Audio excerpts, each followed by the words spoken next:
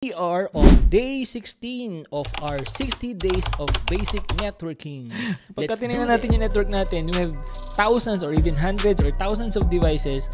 And paano natin nalalaman or paano nila nalalaman nakikilala yung isa't isa? Dito sa example natin, di ba? So, konti pa lang to in an enterprise level, in a BPO level, dun sa malalaking company, we have hundreds or even thousands of devices. Yung iba nasa bahay, yung iba nasa office.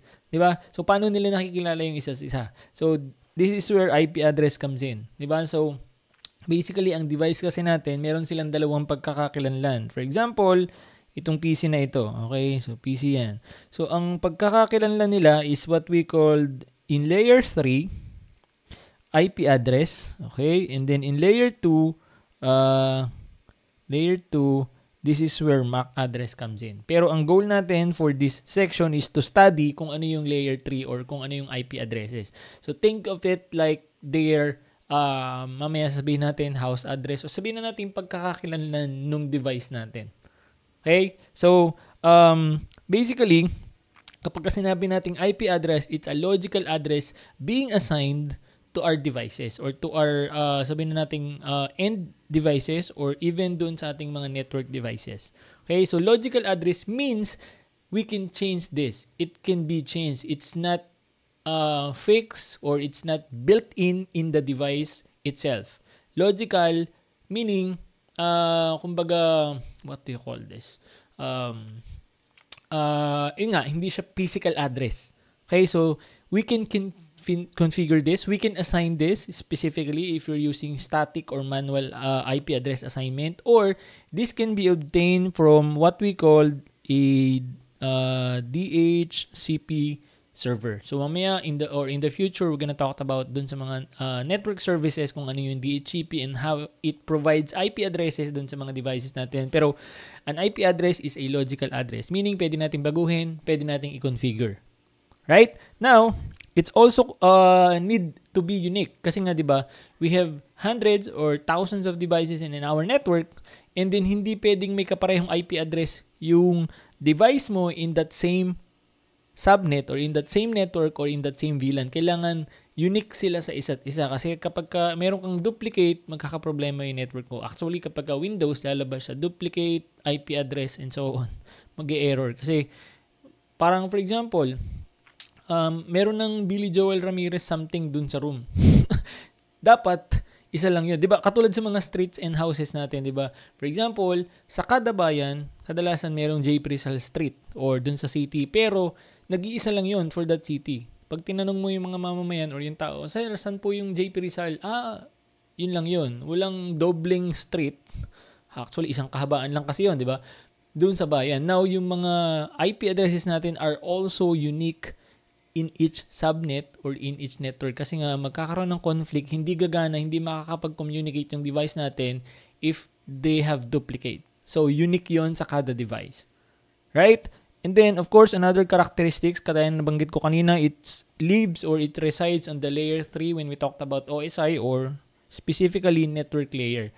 So, kapag sinabing, walang layer 3 address to. So, dapat gets mo na ang pinag-uusapan is IP address. For example, you are troubleshooting with your client's network engineer o kaya naman sa mga ISP, walang layer 3, anong layer 3 address ng device mo? Ganyan, anong layer 3 address na example? Something like that. So, dapat gets mo na ang pinag-uusapan is IP address. Right? And then another one is, of course, we have two versions ng IP address right now. So, the legacy one, which is still being used today, IPv4 or IP version 4.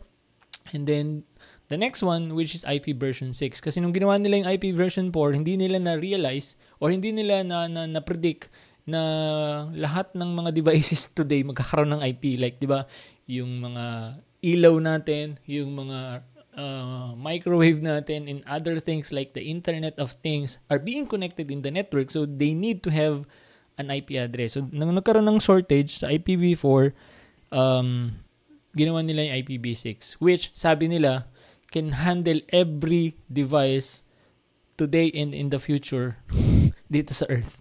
Not sure, kasi ganun din yung sinabi nila dati nung bago pa lang nagsisimula yung IPv4. So, let's see. Pero, you get the point, right? Now, of course, another characteristics kapag sinabi nating IP address is, sabi ko nga kanina, we can statically or manually assign an IP address to a device, and that will work as long as wala silang katulad and tama yung range or IP address na inassign natin sa device, di ba? So, for example, ito yung switch mo, pwede kang mag-assign dyan. Yung mga devices, pwede mong assign na ng IP address yan basta tama yung pagkakalagay or pagkakalatag mo ng mga IP address. Ang problema, if you have hundreds or thousands of devices, duduguin ka nun. Lalo na kung nag-iisa kang IT lang. Superhero IT ka, di ba? Di ba? So, that's where auto-configuration or auto-obtain ang ginagamit natin kadalasan dun sa mga end devices. We only use static dun sa mga critical interfaces, sa mga critical devices kagaya ng servers.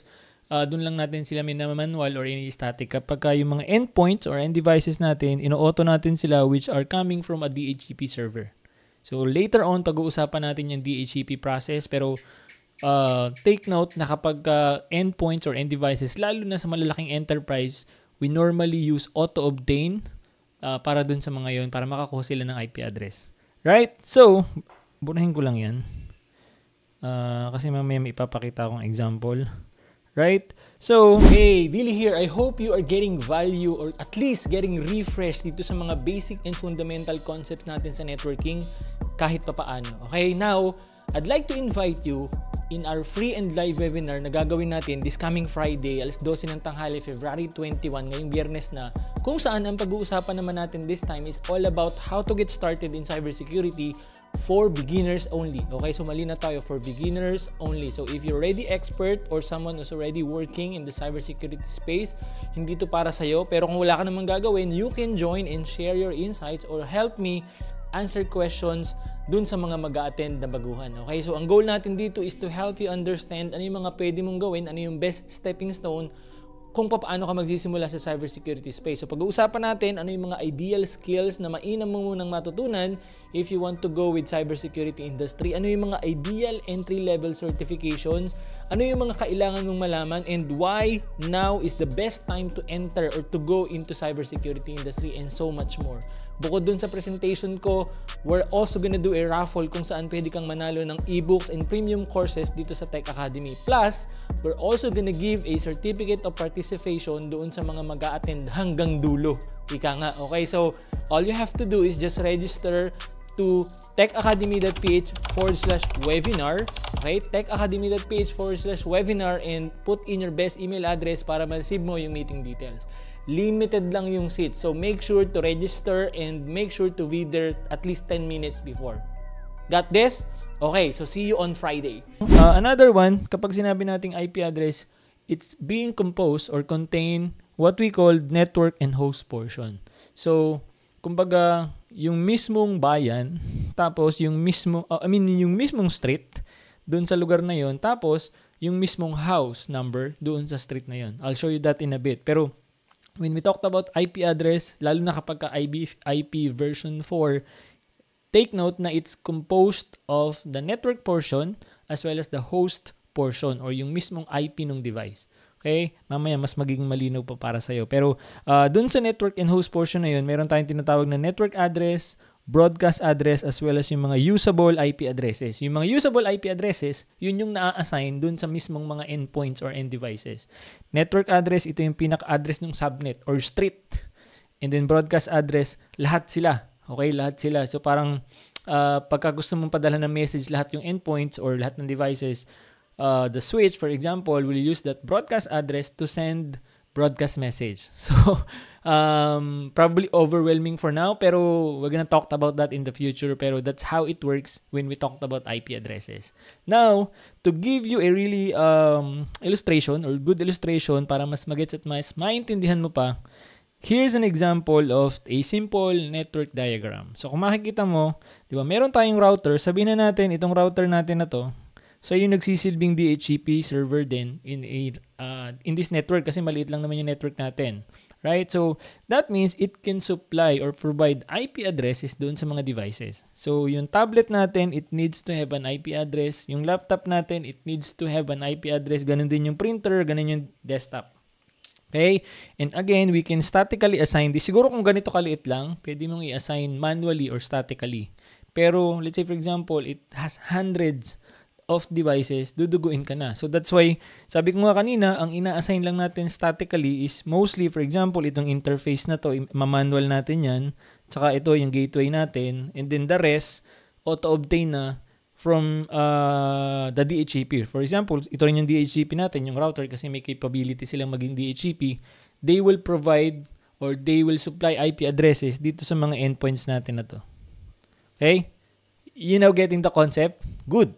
To make it really simple, to make it really understandable for you, lalo na kung talagang bago ka pa lang nagsisimula sa networking career mo, here's a simple analogy. So itong pinakita ko na example kanina can be somehow compared to a street. Let's say for example, this is a street in our town, Mahogany Street. Diba? So isang kahabaan dun sa subdivision namin, ang pangalan Mahogany Street. This can be considered as the network. Okay? Ito yung network address natin. Network add. Now, dun sa network add natin, for example, dito, ito rin yan. So, sabihin na natin 192.168.1.0/24. So, yan yung network add natin. Right? Street. Now, of course, dun sa street na yon, may mga houses. At yung mga houses na yon, may kanya-kanyang house number. Unique yun. Yung house number mo, unique for that street. Diba? So, for example, dito ako nakatira. Dito naman nakatira si John. Dito naman nakatira si Bill Gates. Dito nakatira si Mark Zuckerberg. Kasi magkakapit-bahay kami. Okay. Dito naman nakatira si Elon Musk. Okay? Mahogany Street, no? Mga billionaire. Anyway, so, you got the point. Diba? So, dun sa street na yon may mga house, tapos may mga house number. Unique yung house number na yon sa kada bahay. Walang magkatulad. Now, for example, may mga delivery guy na dadating, Shopee or Lazada, let's say wala pang GPS dati, wala pang Waze, wala pang Google Map. Tatanong nila dun sa guard ng subdivision, sir, saan po yung Mahogany Street? Right? So, ito muna yung una nilang hahanapin eh. Right? Pagdating nila dun sa Mahogany Street, pwede na nilang isa-isahin. Okay? Pwede na nilang isa-isahin yung mga house number para makita nila kung saan nakatira yung pagdideliveran nila ng parcel, for example. Right? Or, they can ask again, sir, saan po yung house 104 ni Billy Ramirez, yung taga-Tech Academy. So, in somehow or in some way, this can be related or this can be compared to our network. Kasi dito, for example, we also have what we call a street address, which is the network address dun sa mga devices natin. Okay? For example, in this one, we have the street or we have the network address of 192.168.1.0/24 and then yung mga IP address ng devices natin, like for example, this is .10, this is .11, this is .12, this is .13, this is .254, magkakapit-bahay sila doon sa street na yun. And they are unique to each other. Okay? Nagigets? I hope you are getting this because this is the basic and fundamentals of network IP addressing. And then itong explanation and illustration na ito, karaniwang ginagamit ng almost lahat ng IT trainer dahil ito yung pinakasimple. Ito yung pinakamadaling maintindihan.